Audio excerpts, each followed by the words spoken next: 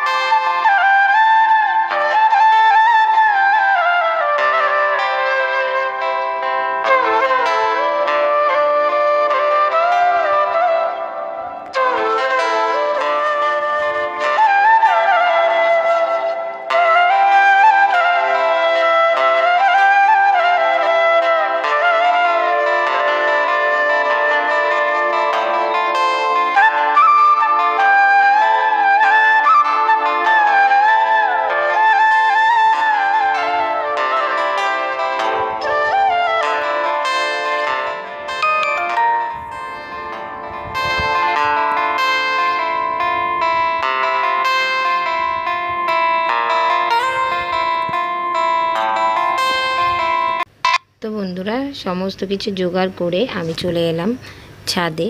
ছাদে পুজোটা কমপ্লিট করে নিচ্ছি, কারণ সবজি তো সব বানানোই আছে, গিয়ে শুধু রান্না করব। তাই আগে পুজোটা দিয়ে দিলাম, এবার গিয়ে রান্না করব।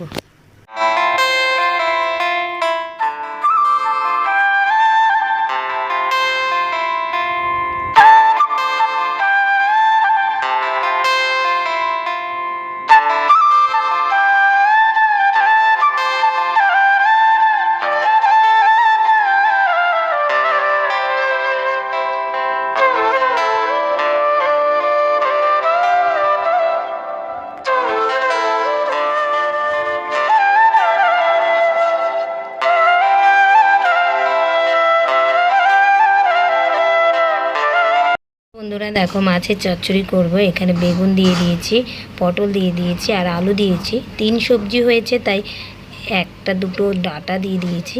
এটা দিয়ে মাছের চচ্চড়ি হবে, রসুন লঙ্কা কালো জিরা সব দিয়ে। তোমরা দেখতে থাকো। আর হবে এই ছোটো মাছটা দিয়ে চচ্চড়ি হবে, আর এটা বাটা মাছটাকে সর্ষে বাটা করব, পোস্ত আর সর্ষে কাঁচা লঙ্কা দিয়ে সর্ষে বাটা। তো চলো রান্নাটা কমপ্লিট করি। আর সাথে থাকবে ভাত। বেশি কিছু আইটেম করব না, 2 জন খাবো। বুঝতেই পারছো বেশি রান্না করলে নষ্ট হবে, কালকে আবার শনিবার। তাই চলো রান্নাটা কমপ্লিট করে নিই।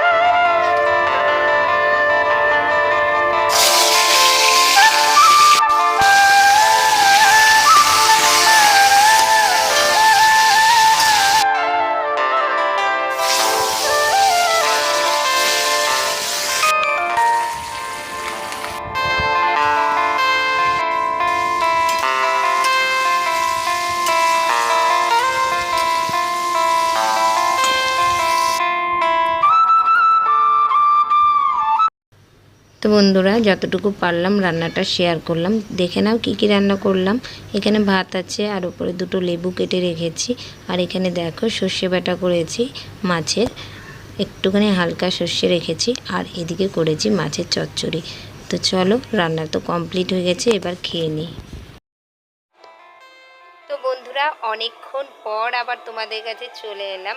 ছাদে থেকেই ব্লগটা শেষ করে দেব, কারণ এখন সন্ধ্যা হয়ে গেছে। এখন দেখো সন্ধ্যা দিতে আমি ওপরে উঠে গেছি, আর ছাদে বসে বসে একটা লাইভ করলাম। তো সবাই লাইভটা দেখো। আর এখন সন্ধ্যা দিয়ে নিচে নেমে যাব। তো তোমরা দেখতেই পেলে দুপুরে রান্নাবাড়ি করে তোমাদের খাওয়াটা দেখাতে পারিনি, রান্নাটাই দেখিয়েছি। তারপরে আর ক্যামেরা অন করতে পারিনি। এখন ভিডিওটা শেষ করতে হবে, কারণ রাতে সেরকম কাজ নেই, দেখানোর মতন কিছুই নেই। তো সারাদিনে যেটুকু কাজ করলাম তোমাদের সাথে শেয়ার করলাম। যদি কিছু ভালো লেগে থাকে অবশ্যই লাইক কমেন্ট শেয়ার করো। তো চলো বন্ধুরা আজকের মতন ভিডিওটা এতটুকুই। আবার কালকে নতুন ভিডিওর সাথে তোমাদেরকে সবাইকে জানাবো ওয়েলকাম। তো চলো বন্ধুরা দেখতে থাকো আর আমার পাশে থাকো। চলো আজকের মতন টাটা।